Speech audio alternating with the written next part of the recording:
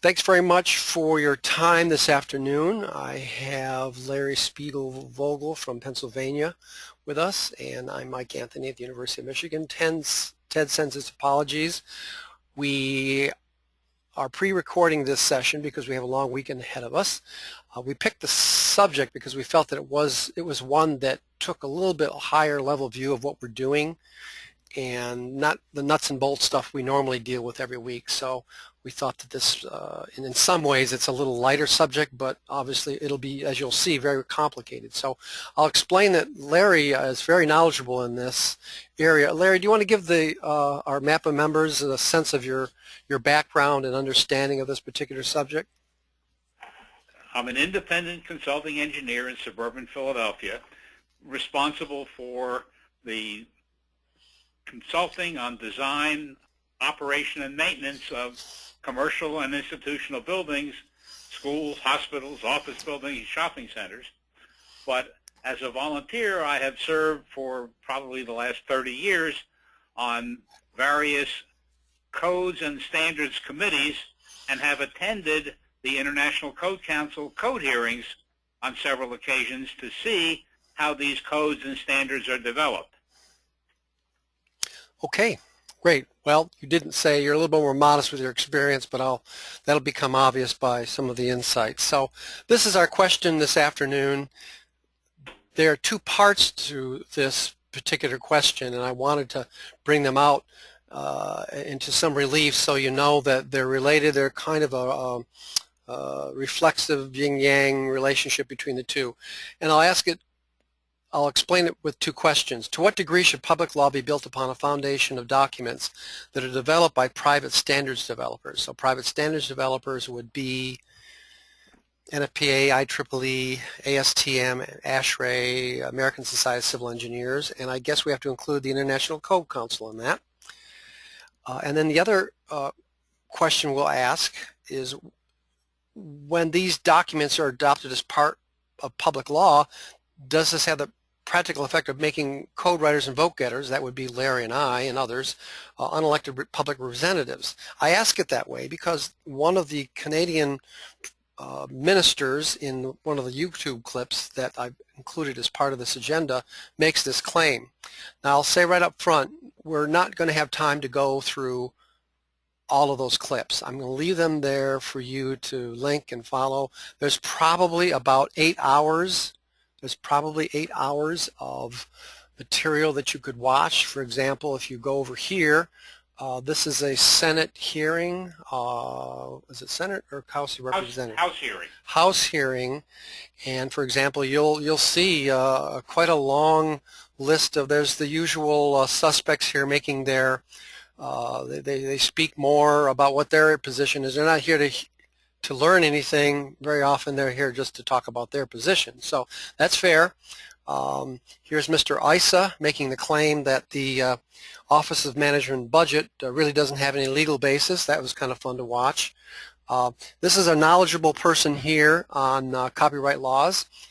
But this is the gentleman here, Larry, I believe, who really started the claim that all of these documents have to be available for free. I think he started the nonprofit. Are you familiar with him, Larry? Yes, he's the one who just recently got sued by NFPA, ASHRAE, and ASTM. Yeah. Okay. So he seems to. Yeah, he seems to be the point man, and of course ANSI takes the opposing view, and that's why they were given this time. So we're looking at this hearing here goes on for 2.5 hours, and you're hearing different points of view. They're going back and forth. So not only do you have that, you'll also have this is the hazardous materials. Hazardous materials, I'm not sure what that means. In any case, again, another long playlist of testimony before this particular committee. Now, it's just a hazardous material committee, but it looks like there's an inquisition there. And you'll also see NFPA was speaking at this one. I think you'll also see ANSI was also at this one. So that's another playlist you can look at. Now, what also I've given you here is the Canadian testimony, which is really very enlightening. And if you listen to some of their speakers, she reminds me of Margaret Thatcher suggesting that we've got to get government out of the way, and when we don't let government get out of the way and they're producing these documents, that they're effectively code writers and vote getters are unelected public officials. So she makes some rather eloquent claims here, and again, I'll encourage our viewers to have a look at that. So that's, because of the length of all this, I can only point them to you. Put them out to you. You can see them on our agenda here today, right down here. And so we're going to return to our Prezi here, and let's let Larry take off on some of these ideas. And I guess one of the things, Larry, what are your thoughts on these two questions here? I'm interested in your thinking. Any answers or response to these two questions? Well, I think the government has a responsibility to ensure the public health and safety and to adopt those codes and standards and regulations to that end. But the question is, where does that responsibility stop and where does the private sector start? And what's happened is that so many organizations, to build their own bureaucracies, have written codes and standards with the specific intent of having them adopted by government in regulations and thereby imposing them on the public. And the question becomes whether all of those codes and standards are really necessary for the public health and safety, or whether they serve a social engineering purpose. And that's a government responsibility. Yeah. So does it have the practical effect of making, code writers and vote getters unelected public officials? Of course, it's not one person. These are usually committees. That's right, but the issue is that these committees write standards which are for sale, and because they are adopted by the government, it forces people to buy them, and the costs can become enormous, especially for even a sole practitioner, where the costs can be thousands of dollars a year just to keep buying those codes and standards that apply to their practice. That's right. In Michigan, for example, we had a proposal by the home builders to relax the code adoption cycles every 6 to 9 years. I believe that they did adopt that, but they exempted the National Electrical Code. The home builders felt that there wasn't enough movement in the building codes to justify all the investment that was being made to develop them. And to some degree it's true, because a lot of code writing is simply correlating that particular document with movements in other documents. There's a lot of wordsmithing going on, and they felt that in the building industry, as far as architectural trades were concerned, that there wasn't enough movement to justify adopting them every 3 years. So I believe jurisdictions are now allowed to adopt them every 6 years, with the exception of the National Electrical Code. I was part of a group that argued, obviously successfully, that the National Electrical Code, electro technology, was moving rather quickly. So, yeah, it is an expense and burdensome for municipalities to have to train its inspectors every year. We also know that some of the trades, like the electricians, are required to have 8 hours of training every 3 years on the electrical code. I'm not sure what the other trades do. Are there any other trades that have a requirement burned into them as a condition of their journeyman's license, Larry? Not that I know of, but certainly for architects and engineers it is. Yeah. Okay. Right. But the issue is there is, because of the movement to go to longer code cycles than 3 years, as has been the practice, there is a coalition of groups, particularly the International Code Council and NFPA, which represent the most widely adopted private sector standards, to advocate for a 3-year code cycle. And the reason is they sell books, and their income and livelihood is almost solely dependent upon selling books every 3 years. Personally, I think that's offensive, but that's the economics of the code writing business. Right, and Mr. Malabid makes that statement with considerable force in his prepared remarks here,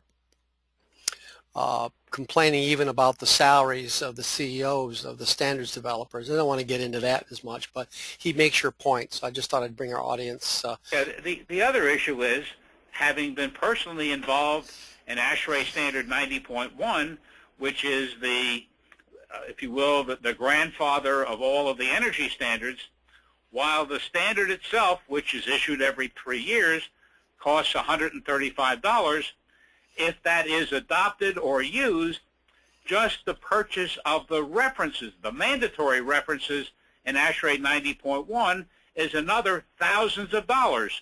So if you're going to specify or require 90.1 every 3 years, in addition to the $135, you have to allocate thousands of dollars more in order to buy the standards that are referenced in order to be able to use ASHRAE. Right.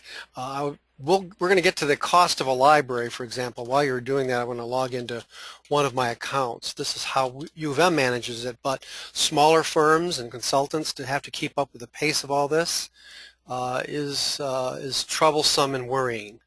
And I think they all know that. So there are some solutions to the problems, which is one in which the standards developers will claim that they're going to make the standards reasonably available. So I think there's some movement on the standards developer side, and I think they've made some electronic solutions where you can actually see what's going on the screen, but you can't print it. For example, in this particular document, I'm allowed to do 5 pages of printing.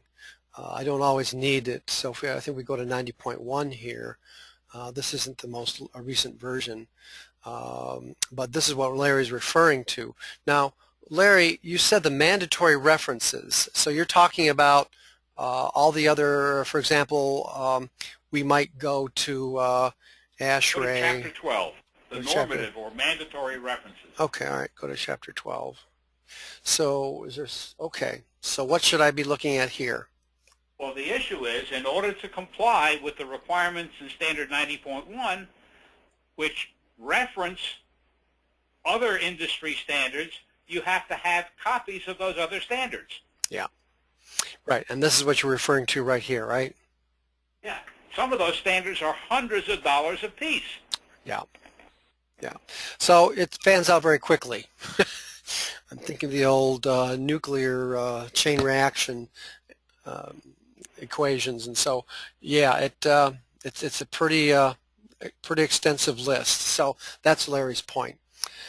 Okay, then moving along a little bit. Again, we're only introducing our audience to some of the key points. I'll ask these other. I think, but the important issue, Mike, is whether a standard like ASHRAE 90.1 is essential to protect the public health and safety, and whether it should be adopted by government as mandatory.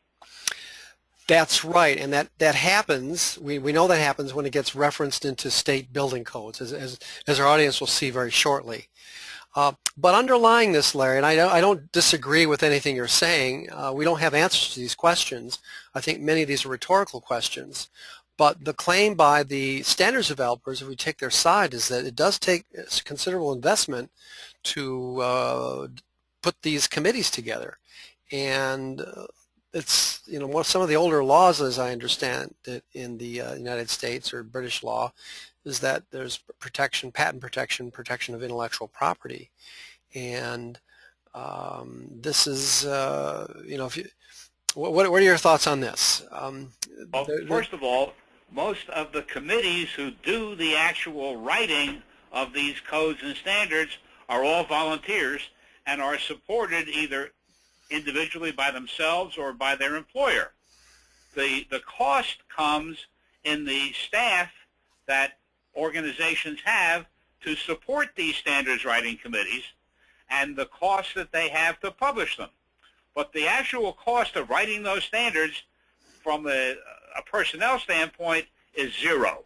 Right. The intellectual property is coming from the committee members, but to conform to the ANSI accreditation processes to make sure a document represents the best thinking, that's borne by the standards developer, and that's why they need to charge money to cover the cost of their product. And their claim, and I think you'll find Ms. Griffin here claim, and that it's recognized, that other courts have recognized that standards are protected intellectual property. I know, again, I'm directing our audience to her particular testimony. I will say also to our audience that the audio is very poor on this. The Canadian session was done very well because they did it's not the Canadian one, the other one here, what's the other organization? Right here, the sound was so poor that they actually did a transcription of what's going on. That's not what you're going to hear. So this is very significant testimony here, but you're going to have to use, be in a very quiet room or put earphones on, because they didn't go to any great length to make sure you could hear what they were talking about. Mike, let me emphasize that I am not a lawyer. I'm just an engineer. But having viewed these proceedings over the years, there have been several U.S. court cases up to and including the Supreme Court dealing with copyright protection for laws. Mm-hmm. And in every case, and I can think of at least two or three, in every case these issues have gone to the U.S. Court of Appeals in their district, and they have found that any code or standard adopted into law by a jurisdiction loses its copyright. And in even one case, they looked for cert at the Supreme Court and they were rejected. Yeah. There are two landmark cases which are the subject of another teleconference, I suppose. I know the Allied 2 versus NFPA. What's the other one? ASTM and who? No, neither of the ones that I mentioned have anything to do with the ASME or Allied 2 cases. Oh. The cases that I'm thinking of deal with people scanning and posting on the internet copies of codes and standards for free downloading. Right, and that's what Mr. Malamud is doing. Exactly. But, if necessary, I can go back and probably dig up at least a couple of those cases which, as my ex-wife would say, is black letter law. In other words, it says that you cannot copyright anything that's adopted into law. Yeah, that's what the subject of this brief introduction to a very complicated subject is all about. Okay. Oh, and the people who are in the business of selling codes and standards don't like it, and they want to try to overturn it. Yeah. Right. I need to get a job done here, and I'd like to contribute to getting a resolution to all this. I don't know if I have a skill set, but I thought that at least our membership should know about it. What we need to do, though, is to march ourselves through this agenda, and if there's interest out there in looking at this deeper, I think that might be something we can talk about when we have ANSI come to the University of Michigan. I'll talk about that a little bit later. Larry, I started this, and I wanted to finish it. What's the other ASME? The two hydro level. Hydro level. Okay, I want to make sure I've got this one, and I'll put this out there. So these are two cases that those have nothing to do with standards. Yeah. What those two Supreme Court cases deal with is the abuse of standards. Yeah. Yeah. Okay. So I got that as a note here, and I'll make sure they get spun off. These issues sort of swim into each other like a spaghetti bowl. They're interrelated, but then they're not. So, okay, if you don't mind, Larry, I wanted to give our audience a sense of what it means, what incorporation by reference means.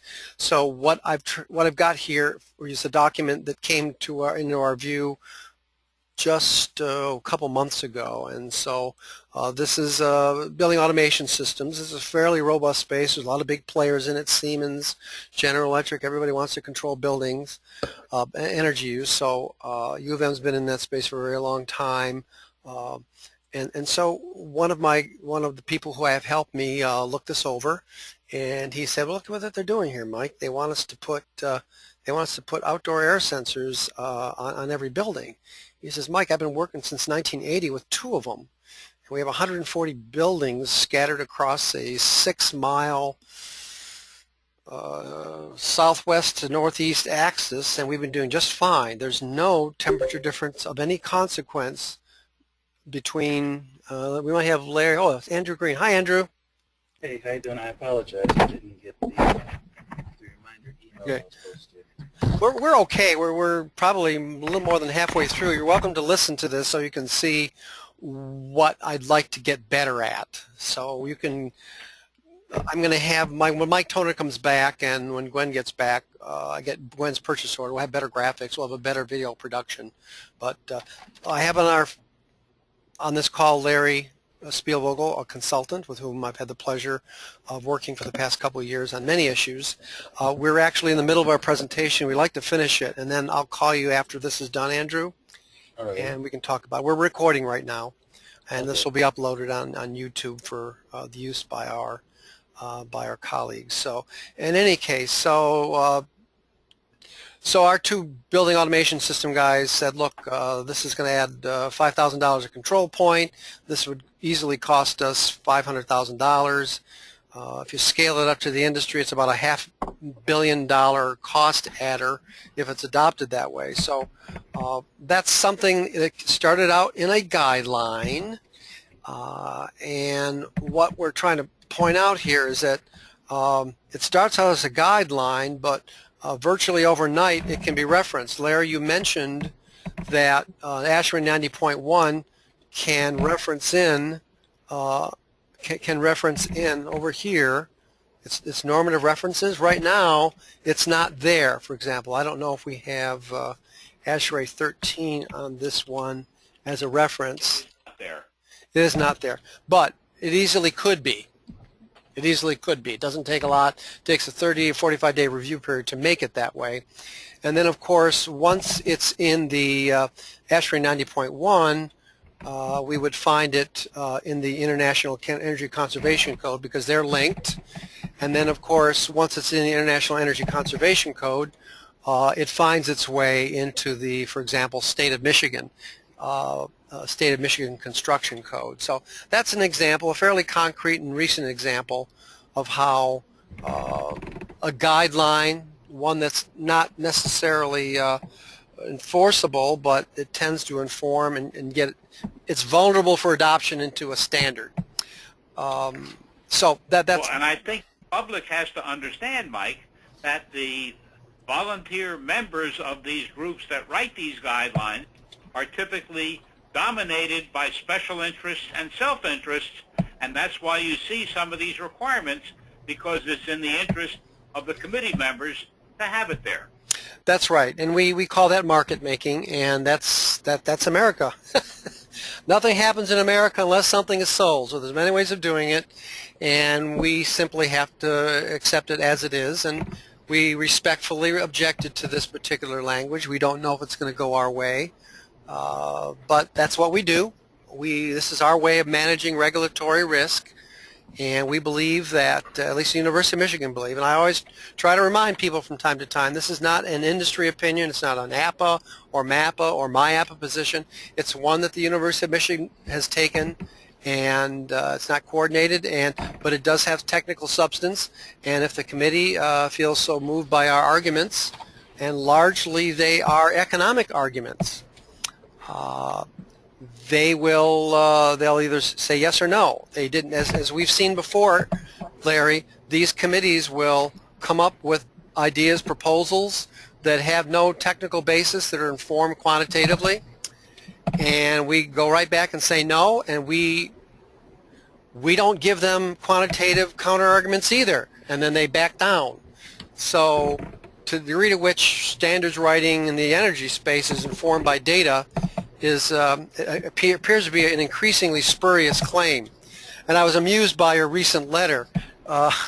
Actually, you can, I think that's one of your favorite subjects, if I'm not mistaken, how many of these standards, particularly energy standards, are not informed by empirical data.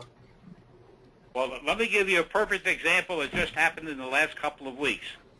One of the requirements in the International Energy Conservation Code and in Standard 90.1 deals with the energy performance of windows. And in particular, in order to get good energy performance, it has to reflect the sunshine so that the sun doesn't heat up the building. And what they're finding is that the reflection of the sun onto adjacent buildings melts the siding, the plastic siding. And so both North Carolina and Massachusetts have amended their energy codes to remove the requirement for reflective glazing. So when it was asserted originally, there was no any deep meditation upon what the consequences might be. Was that another case of market making?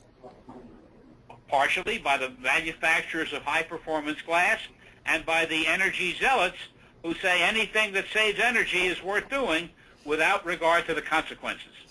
Right. I always like to use the net energy savings because very often there's trade-offs. And how much do you pay up front per unit? If your input is uncertain and your outcome certain, or if you have a certain input but an uncertain outcome, you have to be careful about that. But not everybody thinks the way we do, Larry. So I guess I wanted to end this. We're coming onto our half-hour limit here, and indicate that at least at the University of Michigan, we have several subscriptions. We have a Mad Cat subscription, and we have many, and we're pretty happy with this group. I'm not here trying to sell. Madcap subscriptions, but this turns out to be rather helpful to us. Very often we don't need the whole book, and so we have a subscription here, and then of course we have an NFPA subscription, and I'll log on so people who don't have it can have a look and see what it does for us. Like your point that the cost of keeping current with all of the relevant codes and standards for anybody in the facilities business can be substantial. And so to address the copyright issue, what some organizations have done, like NFPA and ASHRAE, is to post their standards online for free viewing, but not allowing you to download or copy it. Or even if they sell you an electronic copy, it is watermarked with your name and not for further copying or distribution. That's right, and I'll take one here. Let's go to 1600 as an example. This might be a good place to jump off, where this is the standard for disaster and emergency management and business continuity programs. I believe that how do I get to it? Free access. Here we go. And so I have to say all kinds of things that I always do. I agree. And then you can, sometimes these, I have a PBM, but what am I seeing? Okay, then they get really nutty about, they get really nutty about the kind of browser that you need. So now you're seeing me struggle with,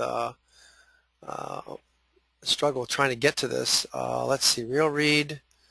Let's see if this works for us. Okay, of course there's advertisement. Your block later. Continue. Oops, sorry folks, I hit the wrong key. I'm in a Java update heck.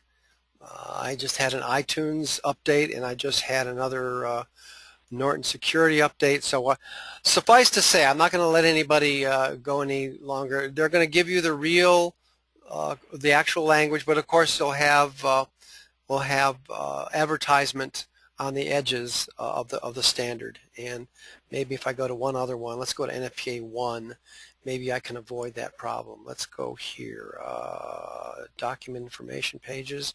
It turns out NFPA 1 and the ICC, the NFPA universe and the ICC universe came to clashes, let's say, here in Michigan. There were 2 points of view about whether or not we should be using the NFPA document or the ICC document.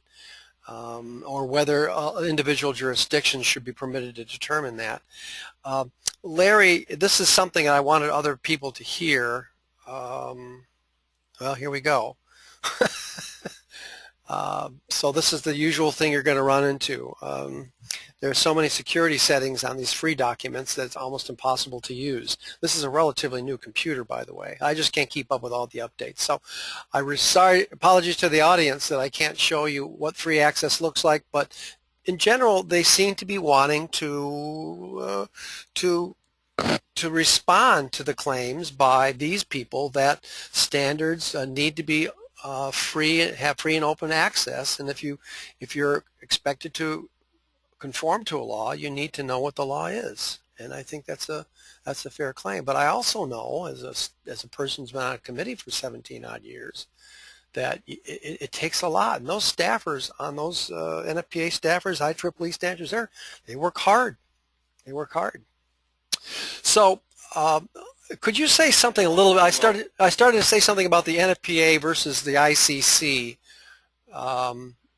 Larry, do I understand it that only when an international building code is voted on, that only building code officials in attendance at the meeting have a vote? Do I have that right? Yes, they just changed that, so in the future they will allow remote electronic voting, but only by building code officials. Okay, so it still remains. That's another teleconference actually, and that's one of the arguments that we're making in this particular change here that the University of Michigan is trying to drive the state. That we would like to see the building codes in Michigan are dominated by the enforcement interest in market incumbents, and we're trying to get this idea of the direct pair of ownership, like us, for example, our division, to make sure we have a voice. But when you have the culture of the building industry stitched together from the old building codes, and they're a little ways away from opening up their standards development process to the materially affected stakeholders. Than NFPA. NFPA does a much better job of that. Am I mistaken there, Larry? No, I agree. Yeah. Okay. Well, I think that's it. I think that's all the time we've got. I hope this just gives the audience a flavor of the subject. If they sit through a half days of a full day's worth of YouTube clips, they'll be pretty well informed about this. I'll try to add more to this, but obviously it's just scratching the surface. But for most of the MAPPA executives, I don't think they have heard of this yet, and I think it's probably very helpful for them. I hope so. Anything else, Larry? No, sir. Great. Well, look, I'm just as I try to remember, we'll be back again next week. We'll be talking about what we'll be talking about next week. We have a lot of proposals on the docket now. We had 43 last year at about this time. I expected at least 100 proposals out of the National Electrical Code. It'll be hard to get all of them covered in 30 minutes, but you'll get a flavor of what we're doing there. And so we'll get this covered. So this is what we're looking for in the future. We did get some code wins on the first ANSI accredited confined space standard. So we're going to have this one. The NFPA is going to help us find out and read the new system, the new electronic system, make it difficult to see how the committee was thinking. But we know that we have, of the 10 proposals we made, it looks like 5 of them, mostly Ted's proposals, were actually accepted. So we'll get some help from there. We are going to be working on this. Larry and I and a couple other mechanical engineers are trying to get this thing dusted up for January. So that's kind of it, folks. Thanks very much for your time. I'm going to stop the recording right now, Larry, and I'll say sign off to my colleagues, and hang in there if you could, Andrew.